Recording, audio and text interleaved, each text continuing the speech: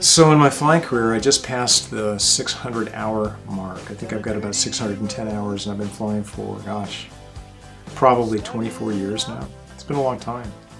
I think I owe a lot to my dad. Actually, I owe all of it to my dad, because I've always been in love with airplanes. I used to build models, and he would help me with some of them, as a matter of fact, some balsa models. He wasn't very good at flying some of these model airplanes. As a matter of fact, he almost crashed one and I had to grab the controls. But he was really an excellent VFR pilot. I'm learning to fly, but I ain't got wings.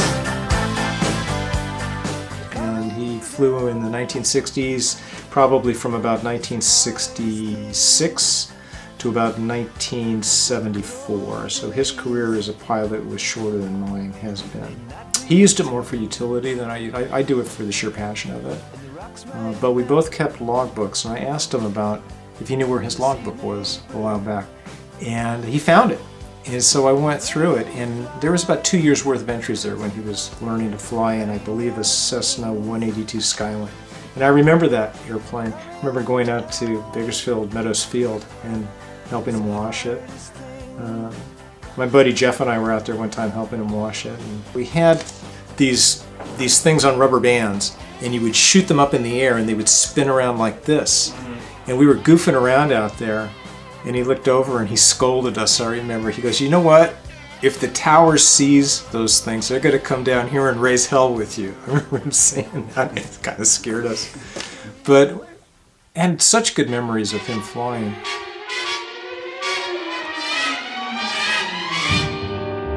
Come fly with me, let's fly away. And the interesting thing is, when I found his logbook, I did a comparison between my 600 hours that I had recorded and the handful of hours that he had recorded just for his pilot training. A lot of the airports that we landed at intersected. It was the same airports, but I was there 30 years later, which I think was just amazing. Oakland is one. Livermore, that I fly into weekly now for Kaiser business. He landed at Livermore. Bakersfield, I go down there to see my mom and dad. Try to get down there pretty often in the airplane, which is a whole other story too, that I was able to buy my own airplane last year. And my dad is so supportive of that. And he was so thrilled about it. It's really special when we talk about airplanes. And he tells me old stories about when he was flying. And one of them that I remember, in 1966, he bought, I believe it was in 1961 or 1962, Beechcraft Debonair. It was white and red with a black trim on it. Beautiful airplane, really fast. I remember I was in the back seat, and he tells the story. We went up with some other pilot and his son, and I was in the back seat, so I was pretty young. I don't think it was his airplane at the time, but whoever owned this airplane, he didn't check for water in the tanks, which you do in IRE pre-flight. For some reason, he didn't do that, so we started to take off from Meadows Field, and we got airborne, and the Continental started coughing. I heard my dad talk about this. He says the first thought in his head was, "Oh no, Craig's in the back seat." That was the first thing that flashed through his head. He was just worried about me. So he called tower, made an emergency landing or a priority landing, just went around the pattern, came back in. It was all good, but he learned that he would never ever do that again. He would always check the tanks, because the airplane, I guess, had been sitting for some time. And he had that airplane, and we used to fly to many locations in it.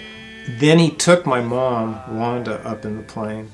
They went up to Central Valley, and they got into some thermal activity that was caused by some either dust or fire that was down below on the valley floor in Central California.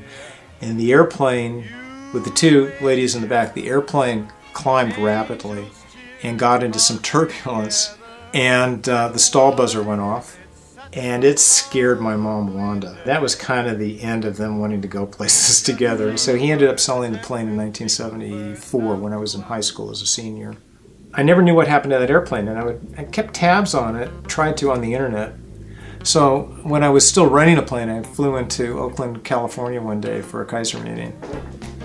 I was doing my run-up, And when you're doing your run-up, you're still on ground frequency, and you can hear all this other chatter going on about things going around the airport. One of them was a pilot who was requesting, I think, taxi instructions. And he says, November 9589er Yankee. Well, to anybody else, they wouldn't even know what that meant. To me, it was like calling out like a family member's name. I knew it instantly. So I called Oakland Ground, and I said, was that 9589er Yankee that you just called? And he says, yes. And I told the controller, I grew up in that airplane. And he said, you want to see it? And I said, yeah. He goes, okay, back taxi on Alpha, and he's going to be taking off on, it was runway 33 or something like that. He says he's at the approach end. You can taxi off there, and you're going to get out and talk to him. And so that's what I did. I taxied over, and he was listening, obviously, too. So we pulled over together, and I jumped out, and I saw 9589er Yankee like 30 years later. And it was kind of bittersweet. The airplane hadn't been hangared, it was shabby. The paint was peeling off, the interior was awful, and you just realized it was like in a time machine where everything had accelerated and it was deteriorating. And I kind of wanted to buy it then, and I didn't have the means. I would check in on the internet because all of these airplanes are registered, and just to see, and the ownership had changed hands. I don't know what made me look, but I looked to see, where's the airplane now? Now, in the meantime, we had been living in Folsom, California, and raised 2 boys, and been there about 22 years, but had then moved to Denton, Texas, right? So I was still working, and still am, working in California, but I said, I wonder where 9589er Yankee is now. And I looked it up, and another guy owned it. And I looked at his address, and it was in Addison, Texas.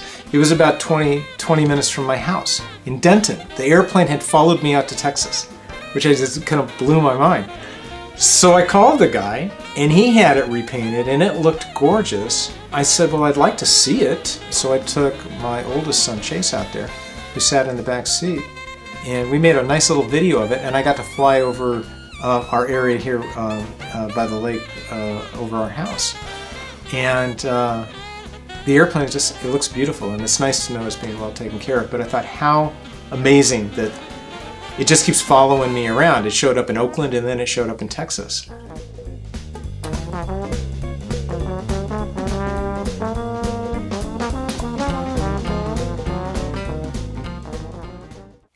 I've been on the hunt for an airplane for a long time because it was just in my blood, and I just would think about it all the time, and I kept looking and looking, and I've been looking for an airplane off and on for 20 years, right? And there'd always be something coming up when we had a little bit of cash to maybe do something, and so I never did it. And then I was at my oldest son Chase's apartment, and I was doing my favorite pastime. I was going out to some of the internet sites about airplanes for sale. There was one that I saw that I thought there must be something wrong because it looked too good. And it turned out a guy who was a corporate pilot in Las Vegas was selling it. And long story short, 1-4 November Romeo became mine. I made it happen. This airplane is absolutely stunning. Every time I post something to the Facebook Cherokee users group, I get all these responses like, this paint, I got to see more pictures of your paint. This airplane had been repainted, the interior redone. It's got a 160 horsepower upgrade on the engine, and then it's got a new power flow exhaust, and this thing just cranks, and it's so much fun to fly. But more importantly, it's a good way to get down to Bakersfield to see my dad now and my mom. And I can be down there in like under 2 hours, and it's great. And I remember when I was looking at buying this airplane, and I was, depending upon my dad's counsel on some of it, I was telling him what I was thinking about this and that. He was just so excited for me that, yeah, he said, you should get it, and he helped me make that happen. It's meant the world to me. It's been so very special to actually, after a flying career that's probably like 24 years, to actually have your own airplane. It's kind of hard to describe. So I've taken both my boys up in it. Karen's been up in it. Some of my friends been up in it. And it's magic. I think there's less than 100,000 registered pilots, I think, in the United States. So we are definitely few and far between, but for people that get to learn how to fly and have the opportunity, it's just hard to describe to somebody else. And I really do owe it to my dad. Don't carry me too far away.